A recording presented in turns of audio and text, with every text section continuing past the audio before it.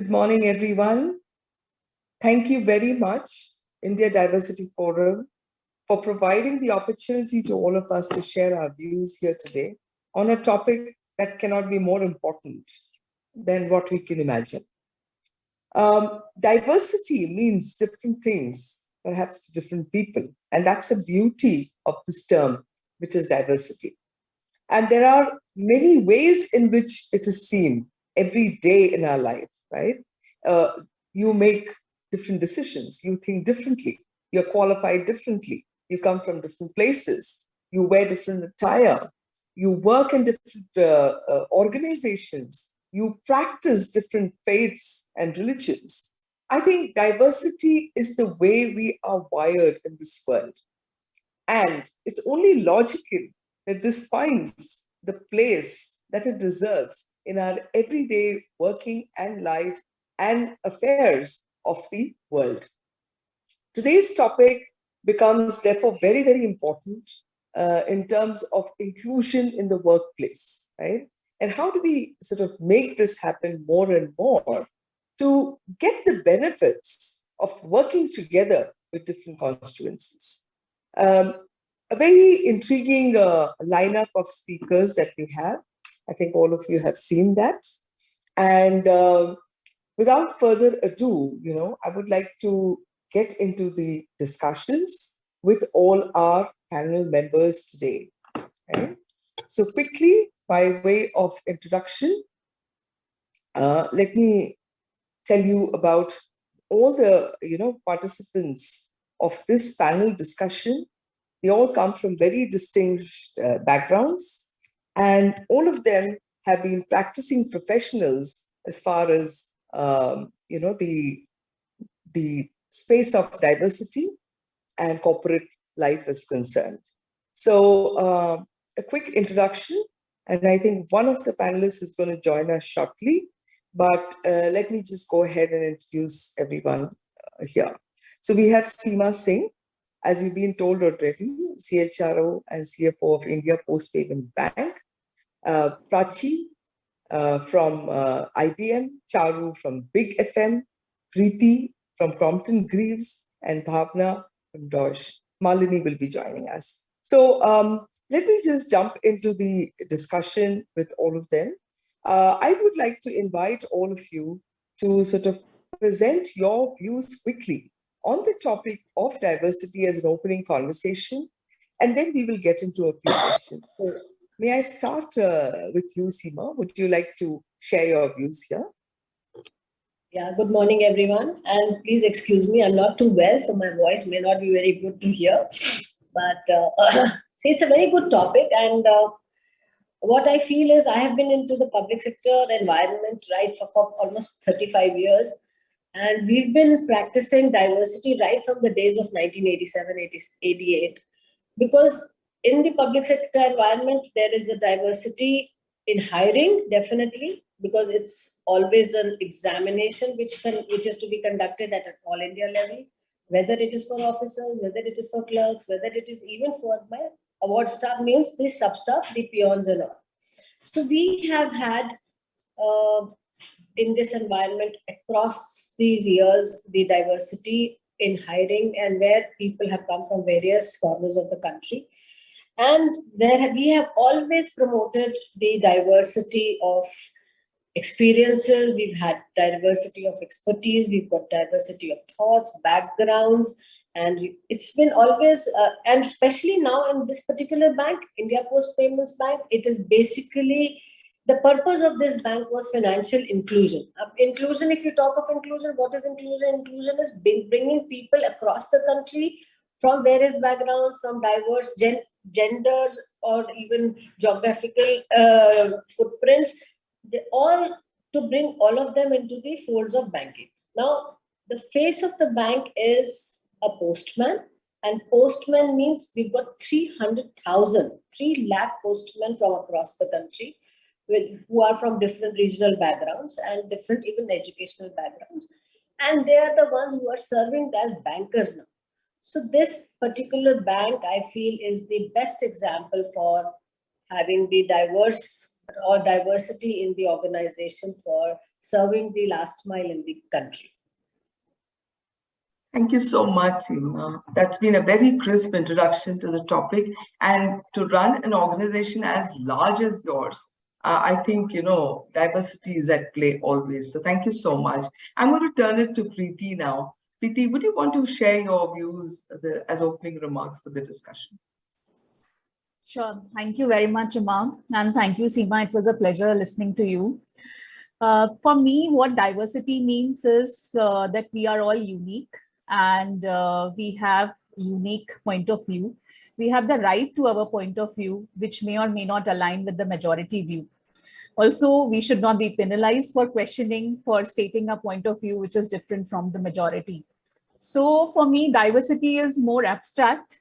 Of course, when we talk about it in the corporate world, we have to get to the tangible outcomes of it. I think that belongingness is an emotion which comes from mutual respect and which comes from promoting the right kind of behavior in the company. The interesting bit which I would like to share with you is that Crompton Greaves Consumer Electricals is in the field of home appliances. And the irony is that, and we discovered it, and we actually started talking about it in the last 3 years only, that 90% of our workforce is men. And we are catering to the females, we are catering to the women as far as our products are concerned, and we have 90% of our workforce as men. And then we started focusing on building diversity in the company.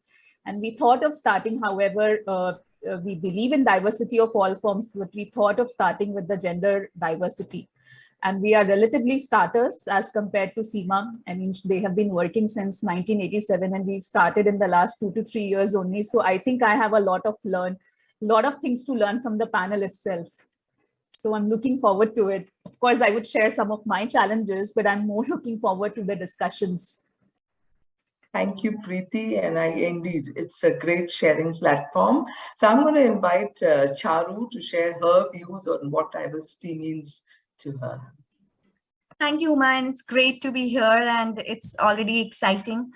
So I have 16 years of work experience, and at every stage of my career, I think my definition of diversity and inclusion have changed, okay, to what I have evolved today. And it's such an interesting space and so much to understand more about it. For me, increasingly now I have said that, apart from diversity and inclusion, it is very important to also add belongingness to this entire subject, right? And that really makes it more comprehensive. And for me, diversity would really mean that, having the entire spectrum of human demographic differences, bringing it out. Maybe it is not only in form of what is the origin of an individual, but it is also from the point of view, different ideas, backgrounds, and opinions that people bring. It also means that, employees feel valued, respected, they're encouraged to fully participate. And more than anything, for me now, this term actually means that, an individual is able to bring their authentic selves to the workplace. And that truly means diversity for me, because we increasingly talk about professional and personal lives. There's a demarcation, but if an individual, irrespective of background, caste, creed, region, and religion, and so many sects are there, if an individual is able to bring out their authentic selves to the workplace, that truly reflects diversity for me. Thank you. Beautifully said. Yeah, indeed, Charu, if you're able to bring your whole self to work, or if you're not able to, I think both of it makes a huge difference. And to be able to be valued and respected, and that's a great point. Thank you so much. At this stage, I'm going to invite Bhavna to share her views on what diversity means to her. Hi, Uma. Thank you so much, IDF, for kind of having me here. And apologies, I was stuck in unprecedented Bombay traffic. One small accident and the whole backlog just kind of takes things by storm. So sorry about that. But for me, I'm hugely excited to be here. So thank you once again for having me. And at Deutsche Bank and personally as well. So given my variety of roles that I have, where I look after India as well as a couple of other geographies as well, including Romania, Russia, and carry in the US and Berlin, I think diversity for me, when I took on these additional roles outside of India, diversity, the definition kind of, Charu, like you said, it just kind of broadened, right? Because in India, I think for the last couple of years, there's been a lot of focus on gender. At Deutsche Bank, we've really been talking a lot about gender for a while now. We've actually also been, awarded one of the best places to work for women by Avtar. But especially during the lockdown, I think one of the areas of focus we decided to look at was the LGBTQI community as well, right? And looking at, because otherwise the conversation, right, all your KPIs, everything is always focused just on women, right? And while I'm very passionate about it, being a woman myself, sometimes I feel that the whole conversation around diversity and inclusion just gets overshadowed just with one lens, and it runs the risk of just getting siloed, and the other aspects then get lesser visibility, importance, focus areas, right? So whenever I talk about D&I try and talk about gender diversity as the third item always.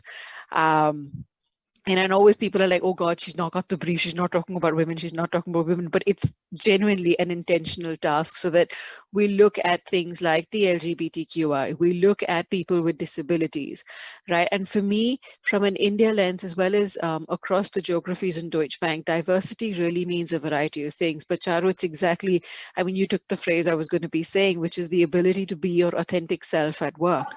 Right. And we've got a really big community of people across these various streams who are very open about sharing the challenges and their journeys. And I think that, again, and it's not just junior people, we've actually had management board members who've come up to the forefront and talked about some of their challenges, be it mental health, be it, coming out of the closet and just expressing, look, this is who I am. And I think it's a journey for me that needs to come across levels. This isn't something that would work bottom up, top down, any of the typical ways.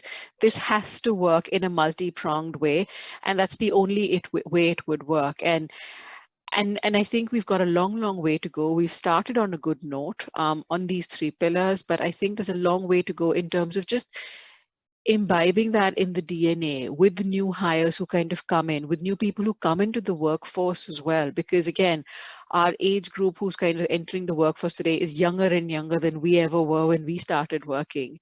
And their mindsets, their approaches are so vastly different to how they look at situations, their tolerance levels, their patience levels as well. So I think to be able to be to modify one's approach, right, depending on the different groups of people who you're interacting with, I think that for me would be being dynamic, being flexible, and being authentic. These three things would mean diversity for me and inclusion. Oh, great, Bhavna. Wonderful views. And it just reminds me of this quote which says that diversity is not about how we differ. Diversity is about embracing one another's uniqueness. And if you're able to do that, I think we build a more inclusive world, by doing so little and so effortlessly, I would say. Thanks a lot. And I'm going to turn the spotlight now to Prachi. Prachi, can you share what diversity means to you? Thank you very much, Uma. First of all, really happy to be here and sharing the space with all of you. And diversity. So coming from a company like IBM, which is doing diversity for about 112 plus years, we hired the first woman employee in 1899. We hired the first person with disability in 1914 and added sexual orientation and sexual identity to our equal opportunity policy in 1954. Uma, I can safely say that working in a diverse environment is actually much tougher than working in a homogeneous environment. And therefore, inclusion comes into play. Inclusion is hugely more important at any time, at any moment than diversity. Diversity follows. And that is what we swear by at IBM. It's not about women, LGBTQ plus people with disabilities, veterans, Hispanics, Blacks. It's about us. men as allies or any other gender as allies. So it's really about nobody feeling left out. And not only that people bring their whole selves to work, but actually make a positive impact on the society as well. It's not just inward looking, absolutely for us, and I'm sure for many, many companies, but also standing bold as an ally. When a George Floyd gets murdered, it's really important to stand up and speak up. And that is diversity, equity, and inclusion for me. Thank you so much. And I think very valuable thoughts shared. And yes, definitely IBM has been emulating the principles of diversity for a long time, as one can see. And glad that you bring so many dimensions of life into the fold and talk about inclusion, which is so important. And just from my standpoint, I feel that diversity can also be a resource. It can be an asset, actually, especially when the world is becoming so globalized, yeah, and world is shrinking in that sense, and the ability to deal with those differences have to be built within us as a capability, and this is like a tool, an asset, and a resource which is available with us to develop ourselves to deal with the complexity. So thanks a lot for that, Prachi. And let me turn now the spotlight to Malini. Malini, if you're ready, please share your views on what diversity means to you. Sure. Thank you. Thank you, Ma. Thank you for setting the context really well today, right? And extremely, happy to be a part of this forum with you all. Like all of you, said, I can see, the absolute passion and the commitment, that is there towards this TNI. And Prachi, put it very well, right? There is also something which is inclusion. To us in Virtusa and me personally, this diversity and inclusion are very much interconnected, right? Diversity is all about the representation, while the inclusion is about how well your presence, your perspectives of different groups of people are being valued and integrated in an ecosystem. I mean, I kind of correlate this very much, to a human body, right? So if you think of the human body as your organization, your corporate, you then have, these nerves and the blood cells, which is nothing but the diversity and the inclusivity. And it is not enough just, to have the nerves without the blood flow or vice versa. Where there is imbalance, you're essentially going to be crippled or dysfunctional. And that's where, diversity and inclusion are so important and interconnected. And I think Prachi also, I think Prachi and Bhavna, you were touching upon, the future generation of the workforce. DI, charter, I think caters to almost top 3 motivators for, this age of people, right? Which is the autonomy, which is the desire to own our own life, the mastery, the desire to improve on something that matters, and the purpose, the desire to be able to contribute on something just beyond ourselves. And that is why, it is so important to hire, to retain, and nurture this kind of a talent and embrace this eclectic set of population right through and with the right programs. And in the current trend, if you're looking at, we all are talking about the need, for the environment, social, and governance goal, and there is greater importance that it is gaining. So the DEI is just not, a necessity; it is an imperative for even the business growth. Thank you very much. I think Vani, very valuable thoughts, and in a way, you preempted one of the questions I had about diversity and inclusion going hand in hand. And as you rightly said, diversity is what exists, and inclusion is what must be done to embrace the existence of diversity. I think that is something which all of you have brought out very effectively. And with these views being expressed by all of you, I think it's time for us to get into a few questions around the topic, which can help us develop a greater perspective. Yeah. So I'm going to turn the first question to Charu, right? Charu, as I say, diversity is a great force towards creativity. And Charu, you are in the creative industry. So it'll be very interesting to hear from you as to, how does it operate in an environment like that? What do organizations like yours, which are into the media space and have a very dynamic work environment, so to speak? How do you sort of set the ground for this, and how does it play on an everyday basis? Over to you, Charu. Thank you, Ma. And that's a very, very, that's a question which is the base of the work that we do at Big FM. So Big FM is a media organization. And for us, before having any policies, it is very important that any approach like this is weaved. It has to be completely weaved and intricated into the business that we do, because we are the ones who are conversation starters in public at large, right? So for us, right from the leadership team to the team members across, it is very important for them to really understand and deeply understand actually what this really means. So for us, more than policies, it is the culture that we have to set in, because for us also, we thrive on innovation, and innovation there are enough studies which has proved that diverse employees and diverse people coming together breeds innovation, right? So like we have RJs who are actually influencers in the large public at large, right? So when there are internal conversations that are happening, it is very important for them to understand what this space is, and people should be able to have these conversations very openly. So for us, the job is to instill that confidence to have these conversations openly. So before there are enough people saying that we should have conversation, we say that people should connect first. Okay, once they connect, then they can become a conversation starter, right? And that is why in our organization, there are sensitization programs, there are conversations which are free flowing. And when I say free flowing, it's absolutely free flowing. Like, I'll give you a very simple example.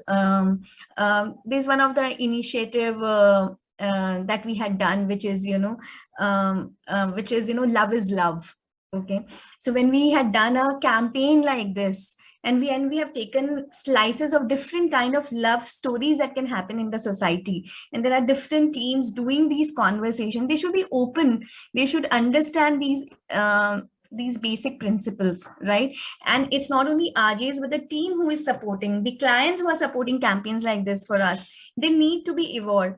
So we work in a very evolved space, and basis that we come up with policies, right? So our policy is a byproduct, it's an end product, it's not the starting point. I hope you're able to get what I'm trying to say, that for us, policies don't define what would happen internally. It is what is happening internally turns into policy, and that is what is the process that we follow.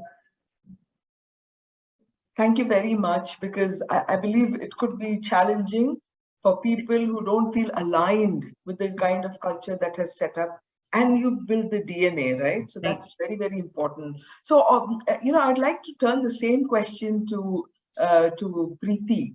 Preeti, in your environment, how do you sort of set the ground for making this a reality in the true spirit of the word?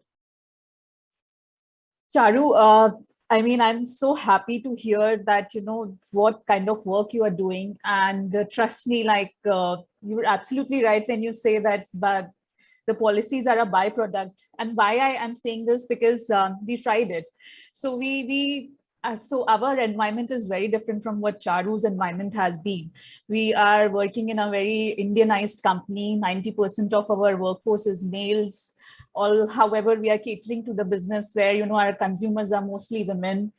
And I would see one of the biggest challenges which we Also, another thing to note here is that about 70% of our workforce are field sales employees, employees who are like almost 8 to 12 hours roaming on the streets of Mumbai, pan India.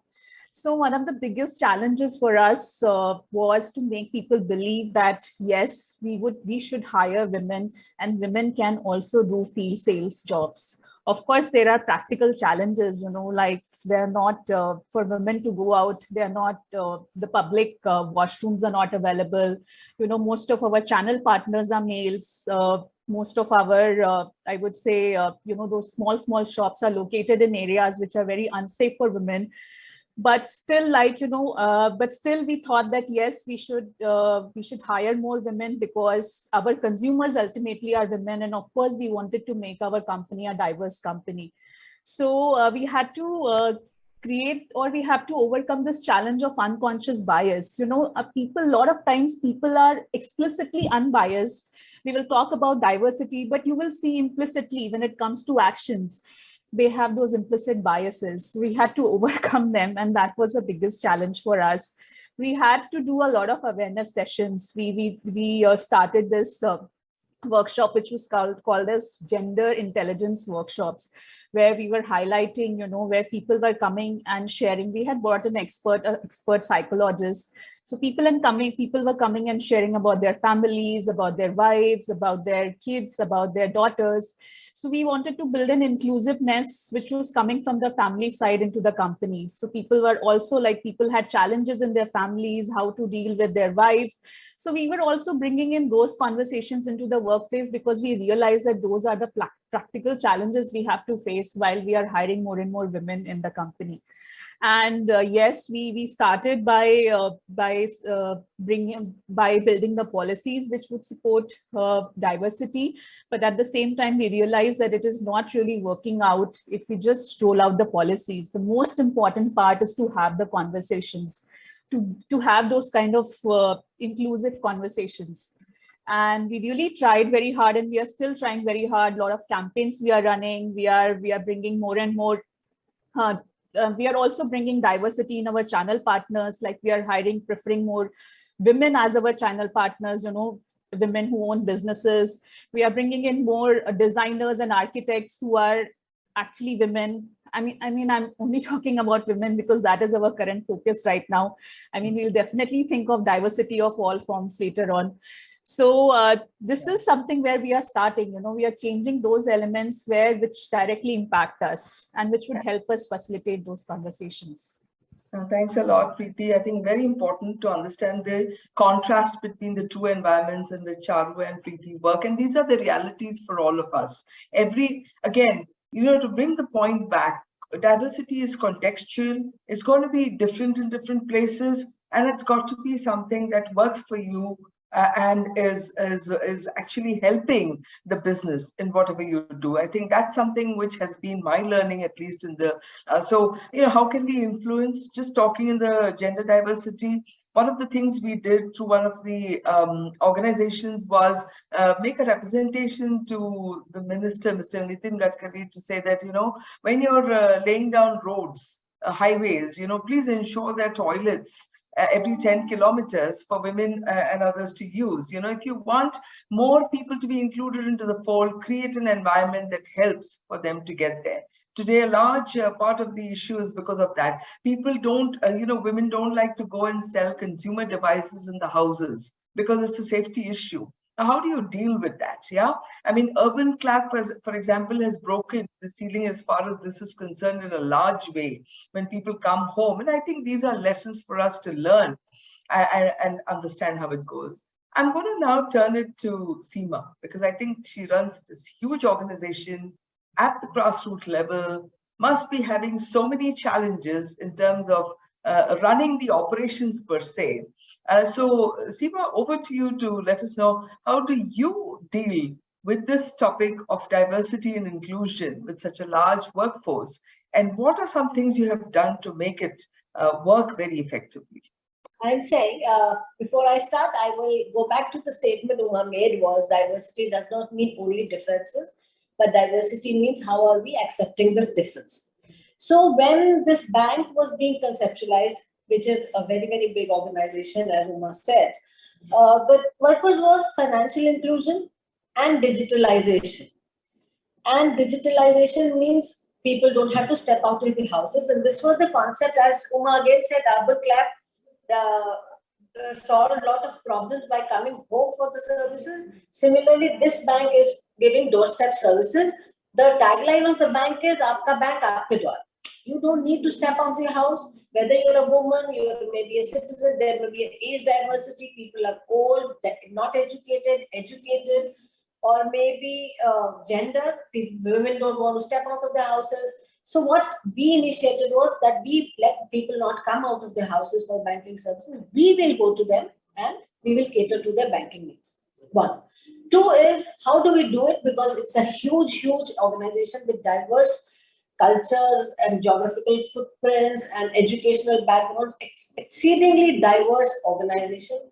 We had to train these 300,000 people to enable them to give banking services. What we did was, we ensured that they get training in the languages they were comfortable with. So our entire training program was customized into 13 regional languages. So 13 regional languages, the content even today is in 13 different languages. Our mobile banking app is in 13 regional languages, so that people in diverse locations with diverse ethnic backgrounds, or maybe the language, everything, they can be comfortable using the banking services. This was one aspect. Second thing was, the purpose of the bank was, as I said, inclusion.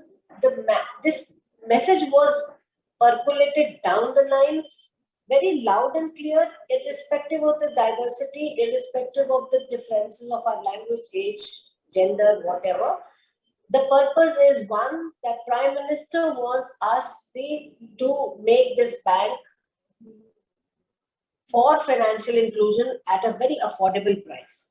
So when this message was conveyed, it was taken very well by the people, and the best part is, when COVID happened, this bank came to the help of the people at their doorsteps by giving them the services when they could not step out of the houses. I feel Aadhaar-enabled payment systems, all the digital, even the products are catering to the diversity. If you want to have let's say, digital life certificate for a senior citizen who's a pensioner, we come at home, we give you a life certificate at home in the language you are comfortable with, by the postman in the language he's comfortable with. So these were a lot of steps, which we took to make the diversity not as a challenge, but an opportunity to cater to the people at the last point. The Prime Minister, also said that India Post Payments Bank is a symbol of unity, equality, inclusion, and trust, because the postman is so much trusted in the rural areas. And he said it's not only possesses the capability to transform the banking infrastructure in India, but also to significantly enhance digital acceptance. When we talk of digital acceptance, it can happen only when the person is comfortable with the kind of background we all have, especially in the rural areas. Getting into this digital sphere is it's not easy to convince the people to come to the digital platforms. They are so scared of, letting these things go on a digital thing. They're very hard-earned income. They are so skeptical about the whole thing. But we want to bring that comfort into their lives by bringing simplicity, absolute simple, easy to learn, easy to operate mobile banking apps. I think it's been a great initiative. Yeah, it's been a great initiative, Seema. Really compliments to the government and the bank for what you brought. What I'm going to do is I'll quickly move to Prachi. Prachi, can you tell us who drives diversity in an organization? It's a very interesting question, Uma. A lot of the companies are starting to work on inclusion, diversity, which is so good. And there are companies which are doing it for some time. And it seems to be that a lot of the organizations make diversity and inclusion an HR responsibility. And therefore, it's really important to include actually business leaders. So business leaders should have their skin in the game, and that's what we do at IBM. It's not an HR run work or project that we run after business leaders. Please hire more women in senior positions, or LGBTQ plus, or people with disabilities. But actually, so very simple. So business leaders have their skin in the game. It's one of our visions, one of our pillars of diversity, to ensure that leadership responsibility is as good as HR responsibility. And we do a lot of work for that. We use AI for that. Make sure we keep a tab on what is being, who are the people being hired, especially in senior roles. For a company like IBM, it's not so much important now to hire women just at any level. It's really important for us to hire women at managerial levels, at decision-making roles. Similarly, LGBTQ plus or people with disability. So leaders are completely accountable for that, because ultimately they are the decision makers of it. We can make programs and policies and talk about employee experience, have conversations, but the decision making is done by business leaders. And therefore, it's really important to have them with us, them as allies, them to understand it's a business imperative and a human imperative.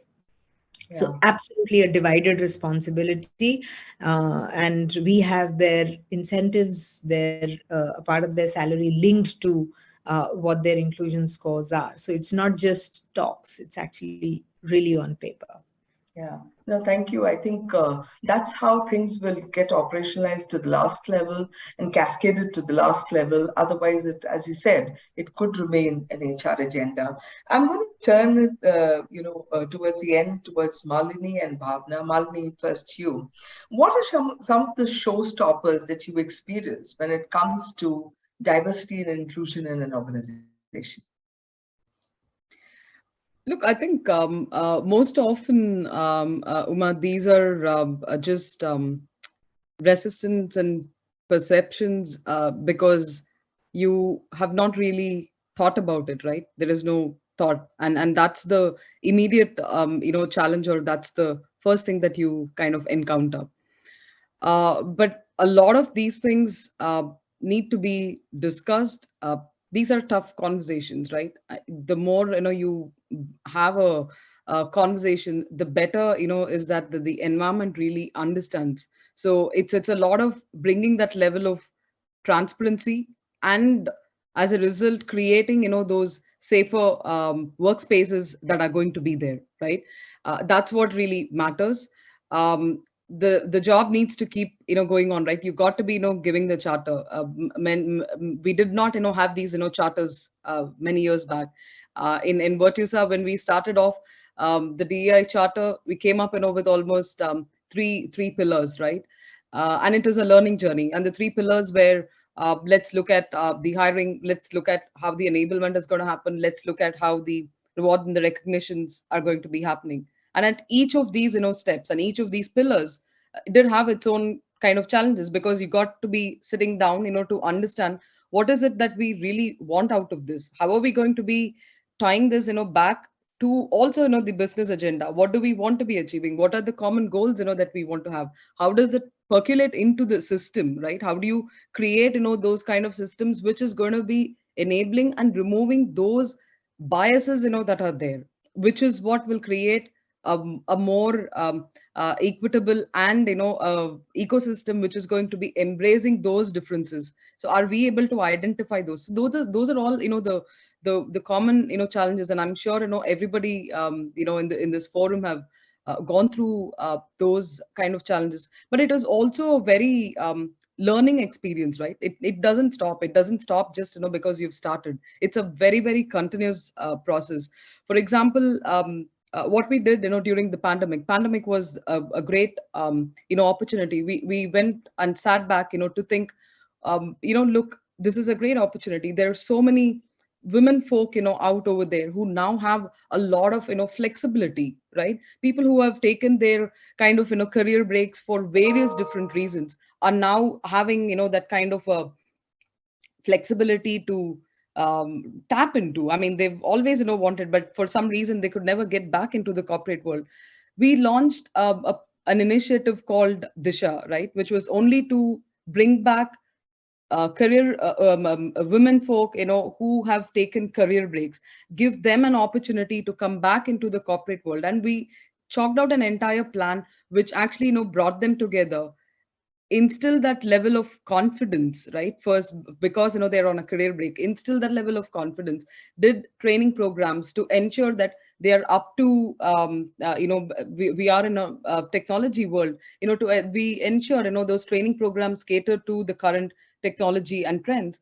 And eventually, this program has been an absolute success for the last 2 years, and we've just completed our fourth edition of Disha as well. So essentially what I'm trying to say is, Uma, this is a continuous learning journey. There are challenges, everywhere.